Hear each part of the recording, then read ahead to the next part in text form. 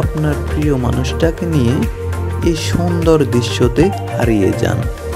আজকে আমি এসেছি ঢাকা শহরের ঠিক এক পাশে এক আজব জায়গায়, যার নাম ৩০০ ফিট। অনেকে ভাবে এখানে বুঝি শুধু রাস্তা আছে আর কিছু নেই, কিন্তু জানেন কি, এই ৩০০ ফিটের মাঝে লুকিয়ে আছে অনেক গল্প, অনেক রং, অনেক জীবন। হ্যাঁ, আর হ্যাঁ, ৩০০ ফিটে আসলেই বুঝবেন ঢাকার বুকে একটু নিঃশ্বাস নেওয়ার জায়গা আছে। ওপেন স্কাই, হালকা বাতাস, সব মিলিয়ে একরকম সিনেমাটিক ফিল। একটা জিনিস এখানে প্রথমেই চোখে পড়ে, সেটা কি জানেন? গাড়ি। একসাথে এত গাড়ি যে মনে হবে যেন সবাই ঠিক এই পথ দিয়েই পৃথিবীর শেষ প্রান্তে যেতে চাচ্ছে। আর রাস্তার ধারে ধারে জমেছে হাটের মতো। কে যেন বলে দিল, চলো বন্ধু, আজকে ৩০০ ফিট গিয়ে ঘুরে আসি।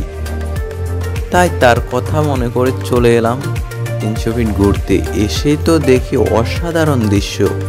এখন যাব আরো চমৎকার একটি জায়গায়, চলেন ঘুরে আসি। কিন্তু এই রাস্তার পাশের জায়গাটা খুবই খুবই চমৎকার। সবুজ ঘাস, হালকা বাতাস। একটা সময় মনে হচ্ছিল কি জানেন, আমি ঢাকা না, অন্য কোনো এক রাষ্ট্রে বেড়াতে আসছি। এত চমৎকার জায়গাটা। হ্যাঁ, এই জায়গাগুলোতে একটুখানি হাঁটলেই মন ভালো হয়ে যায়। তাছাড়া আমি মনে করি কি জানেন, যারা সারা সপ্তাহ অফিস ব্যস্ততায় গেমে নেমে যান, তাদের জন্য এটা যেন এক টুকরো শান্তির জায়গা। গাইস, চলে এসেছি আমরা সে চমৎকার জায়গায়। তাই যদি আপনার মন খারাপ থাকে কিংবা একটু রোমাঞ্চকর শান্তি চান,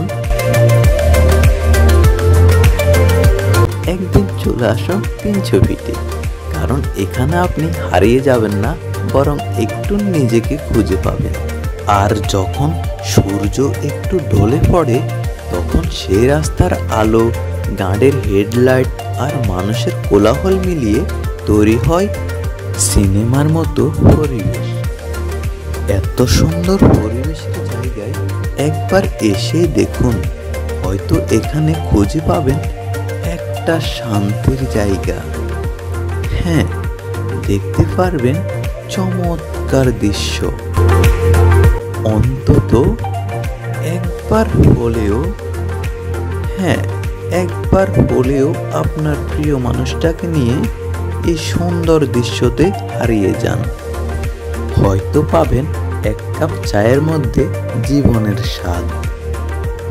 এখানে সৌন্দর্যের কোনো শেষ নাই, তাই বাসায় বসে থাকলে এরকম ফিল উপভোগ করতে পারবেন না।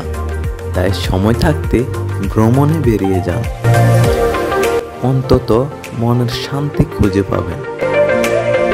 আর যদি ভিডিওটা ভালো লেগে থাকে তাহলে একটা লাইক দেন আর বলেন আপনিও ৩০০ ফিটে গিয়েছেন কিনা। সো ভিউয়ার্স, ভিডিওটা এখানে শেষ করলাম।